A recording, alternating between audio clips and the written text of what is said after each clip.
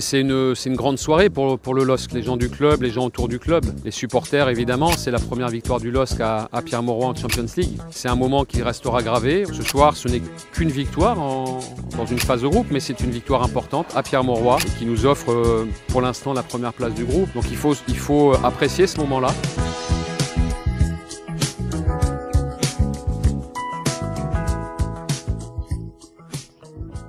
Salut à tous, bienvenue dans la quotidienne. Il aura fallu 2 matchs au LOSC pour enfin nous faire croire en la qualif. Victoire 1-0 des hommes de Jocelyn Gourvenec face aux Autrichiens de Salzbourg. But de Jonathan David, comme d'hab, on n'est plus trop étonné là. Je le vis super bien personnellement. Moi aussi je suis content parce que je suis un attaquant, c'est ça mon travail, c'est ça que je dois faire. Mais après, pour moi, le plus important c'est toujours de gagner. Les Lillois sont donc premiers de leur groupe G avec 8 points. Bon, vous le voyez, faut quand même faire gaffe. Tout peut encore bouger. Le dernier Wolfsburg a seulement 3 points de retard sur le LOSC. En attendant, dans les autres matchs, le Barça tient toujours sa deuxième place derrière le Bayern après leur match nul 0-0 face au Benfica et Seraté qui a envoyé le Barça en 3e position. Ça aurait été dur de se qualifier pour le Barça, surtout avant le match face au Bayern. Et Seraté a fait le tour des unes au Portugal. Jorge Jesus, le coach du Benfica, rajoute même « C'est le pire tir que j'ai vu depuis 30 ans ». Bon, il n'a pas dû être devant sa télé quand Sterling a raté sa frappe face à Lyon l'année dernière. Bref. Quant à eux, Chelsea a fracassé la Juve 4-0. Rendez-vous compte, depuis le début de la saison, toute compétition confondue, c'est 17 matchs et seulement 5 buts encaissés, soit 13 clean sheets pour Chelsea. En ce qui concerne Manchester United, ça y est, c'est fait, la qualif en 8e est assurée. Après leur victoire 2-0 sur la pelouse de Villarreal, Michael Carrick aura donc réussi à maintenir son équipe dans la compète pendant son intérim. Allez, le choc du soir, vous le savez, c'est PSG City qui commence, faut le dire, à devenir un petit classique du foot européen. Verratti, qui, comme révélé par plusieurs médias, ne devrait pas pouvoir tenir sa place ce soir, et Pochettino sont passés en conférence de presse avec un Pochettino un peu dans la lune. Attention. Les faire défendre, mais ils sont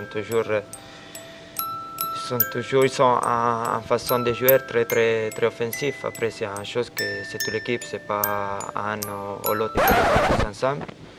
Parce qu'on sait que quand... Désolé, j'arrête. Bon, les journalistes, par contre, eux, ils arrêtent pas. I am focused. I am very focused in football. I am not a kid. I am not a child.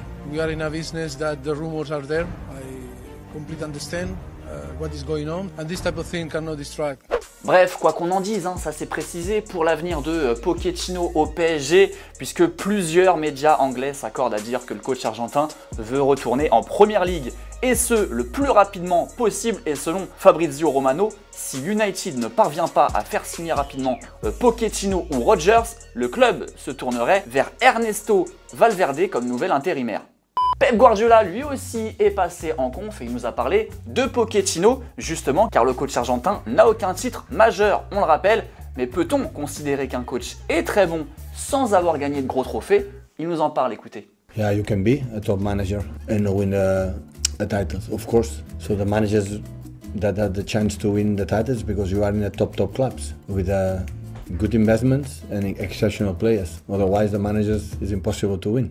Eh bien, on va vous poser la même question. Est-ce que selon vous, on peut être un grand coach sans avoir gagné de trophées majeurs? On peut penser à Pochettino ou alors à Bielsa, vous nous dites tout ça. Ou alors non, c'est indissociable, il faut des grands trophées pour être un grand coach. 2 petits commentaires sélectionnés demain. Allez, on en a fini avec la Ligue des Champions et sans transition, on va parler un petit peu du Ballon d'Or qui, on le rappelle, sera décerné lundi prochain. On a d'ailleurs été dans la rue, essayer de récupérer quelques-unes de vos réactions, c'était sympa. Vous pourrez retrouver la vidéo en intégralité samedi sur la chaîne Téléfoot. Mais en attendant, Didier Drogba s'est ramené sur le plateau de Popcorn, à qui on passe un petit coucou, avec le vrai Ballon d'Or, le vrai.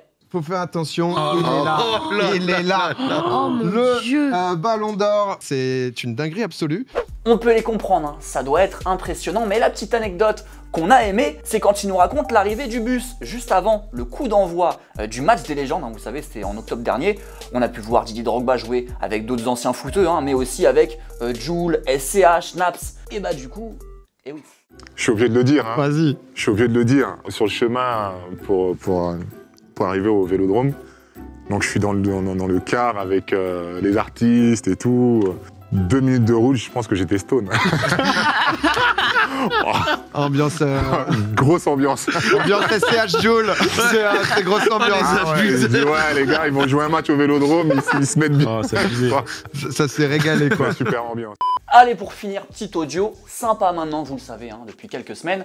Sur Twitter, on a une petite tendance. La nouvelle fonctionnalité du Space prend de plus en plus de place sur le réseau. En gros, des hôtes peuvent débattre d'un sujet devant des auditeurs et donner la parole à l'auditeur de leur choix pour qu'il puisse s'exprimer. Sauf que l'auditeur qui souhaite s'exprimer là s'appelle Declan Rice, il est titulaire avec la sélection anglaise et le nom du Space, c'est Sing Your Dialect. Bon, du coup, vous avez compris.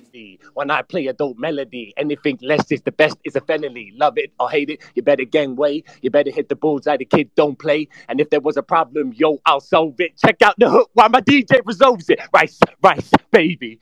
Dun, dun, dun, dun, dun, dun, dun, dun. Rice, rice, baby.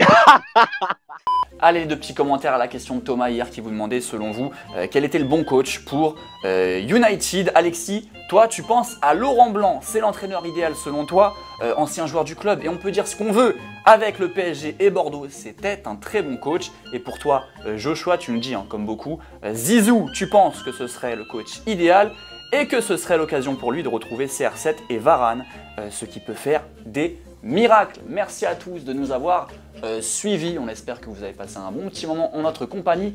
Passez un bon petit moment devant les matchs ce soir. Vous nous retrouvez demain à la même heure, au même endroit. On se quitte comme d'hab en images et en musique. Et à demain du coup. Ciao.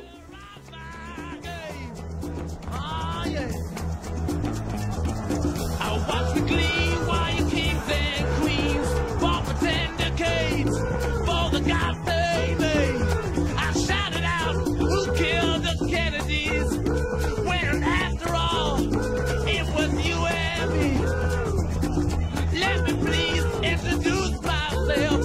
I'm a man of wealth.